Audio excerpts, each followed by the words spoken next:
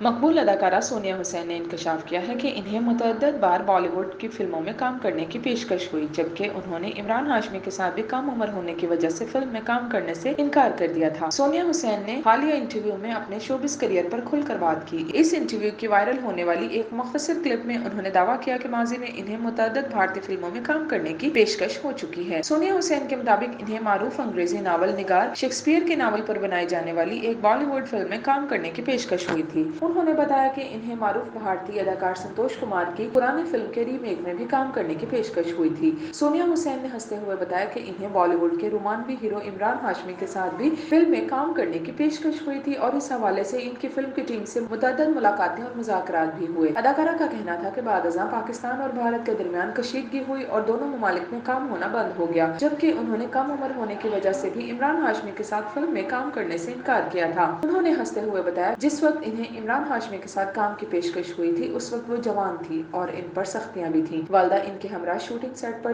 آتی تھیں اور ان کی پڑھائی بھی چل رہی تھی۔ ان کا کہنا تھا کہ کم عمر ہونے کی وجہ سے بھی انہوں نے عمران ہاشمی کے ساتھ فلم میں کام کرنے سے معذرت کی اور اس وقت ان کے گھر میں ان پر کچھ پابندیاں بھی تھیں۔ اگرچہ سونیا حسین نے دعویٰ کیا کہ انہیں عمران ہاشمی کے ساتھ کام کرنے کی پیشکش ہوئی تھی، لیکن انہوں نے یہ واضح نہیں کیا کہ انہیں بالی ووڈ اداکار کے ساتھ کس فلم میں کام کرنے کی آفر ہوئی تھی۔